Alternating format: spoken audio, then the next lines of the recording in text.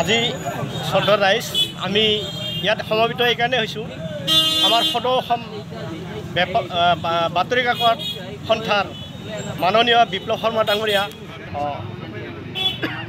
মাননীয় শ্ৰদ্ধ আজি সমবেত ৰাইজ আজি আমি ইয়াত সমবেত হৈছোঁ এইকাৰণে যোৱা 1 জুন ৰবিবাৰে আমাৰ সদৌ অসম বাতৰি বিতৰক আৰু হকাৰ সন্থাৰ মাননীয় বিপ্লৱ শৰ্মা ডাঙৰীয়া অকাল বিয়োগ হ'ল।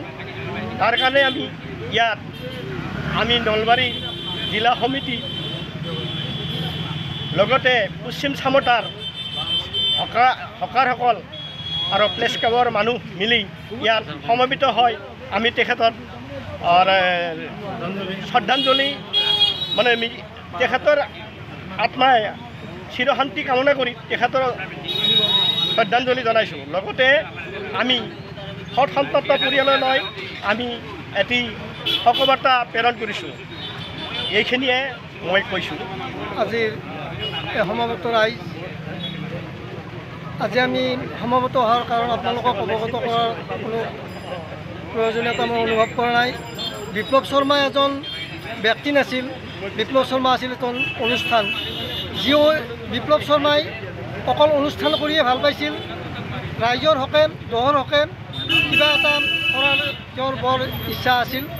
যিটো ইচ্ছা তেওঁ বাস্তৱত ৰূপ দিয়াৰ বাবে পৰিকল্পনাবিহীনভাৱে যে এখন এই আৰ্থিক সমাজখনত যে অৰ্থনৈতিক কথা পিছ দি তেওঁ মাত্ৰ পৰিকল্পনাই সদায় কৰি আছিল আৰু এই পৰিকল্পনা কৰি থাকিয়ে তেওঁ আজি যিটো উচ্চ ৰক্তচাপজনিত কাৰণত মৃত্যুবৰণ কৰিবলগীয়া হ'ল, সেইটো আছিল ৰাইজৰ কাৰণে যি কৰাৰ হেঁপাহ এই কৰিব নোৱাৰা কিছু আধৰুৱা কামৰ কাৰণে তেওঁৰ মাথাটোৱে খুব উচ্চ ৰক্তচাপত ভুৱা বুলি মই অনুভৱ কৰোঁ। গতিকে বিপ্লৱ শৰ্মাৰ দৰে এজন সুদক্ষ সমাজকৰ্মী আমি অকালতে হেৰুৱালোঁ। তেওঁৰ দৰে এজন সমাজকৰ্মী আমি হকাৰসকলৰ পোৱাটো কিছু কঠিন হৈ পৰিব। তেওঁৰ আদৰ্শান্বিত হৈ আমাৰ অনুজসকলে আগবাঢ়ি আহি তেওঁৰ যিটো জয়যাত্ৰা, এই জয়যাত্ৰাক যুগমীয়া কৰিব বুলি মই আহ্বান ৰাখি মই আজি এই বক্তব্যৰ